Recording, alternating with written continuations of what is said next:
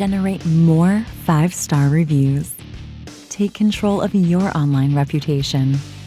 OMG Tow Marketing's partner program, reviews, directories, social media.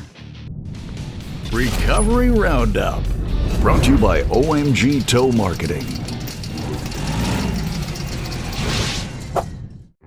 Hi, I'm Emily Oz for Tow Industry Week. It's another edition of Recovery Roundup, where we feature towing's power players, take on heavy-duty jobs with expertise. With over 41 million views to his YouTube channel, there are a lot of rock-solid fans of the work of Ron Pratt and his team at Midwest Truck Sales and Service of Scott City, Missouri.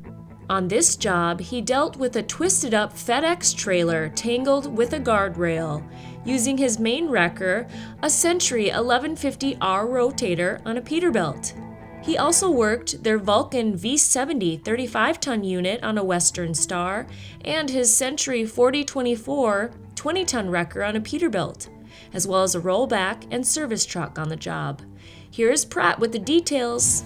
On the twisted truck, we received a call that there was a semi pulling a set of pups that had overturned. We didn't know exactly what was going on until we had someone on scene.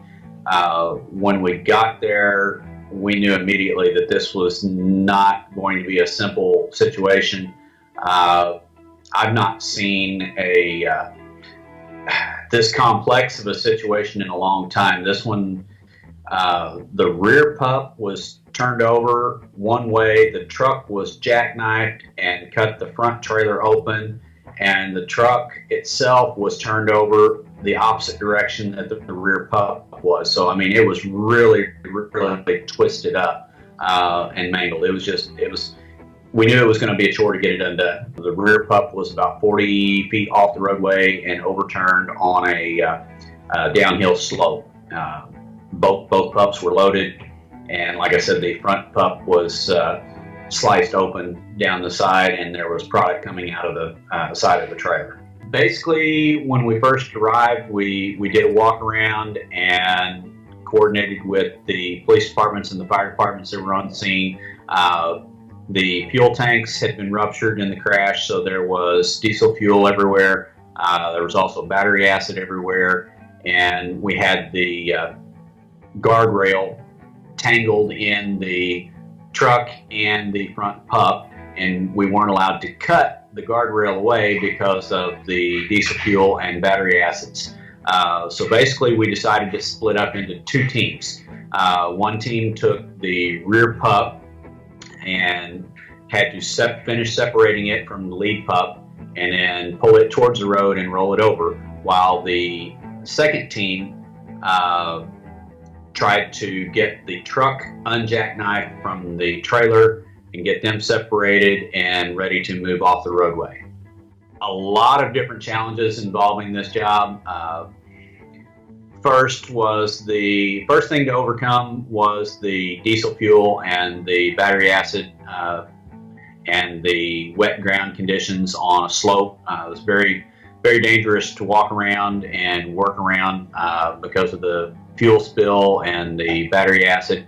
The rear pup had to actually be pulled forward somewhat before we could overturn it because we had to manually undo the safety chains. The hitch broke away, but the safety chains were still attached, and we weren't allowed to cut anything because of the fuel spill and the battery acid.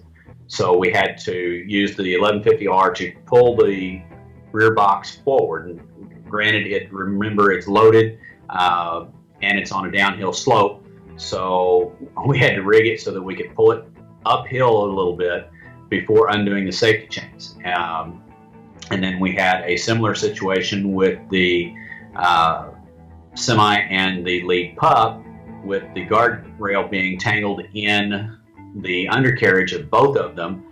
We weren't allowed to cut it, so we had to work around it, and it was a tangled mess.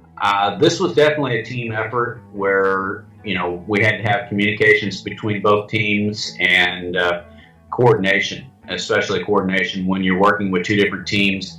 The lead team needed to make sure that the secondary team didn't take off before the first team was ready. But having that good communication and experience working together really pays off. Thanks, Ron. We'll be featuring more of Pratt's recovery work here on ATTV in the future. If you would like to submit your recovery to be featured on the Roundup, please visit recoveryroundup.com for details. Thanks for watching.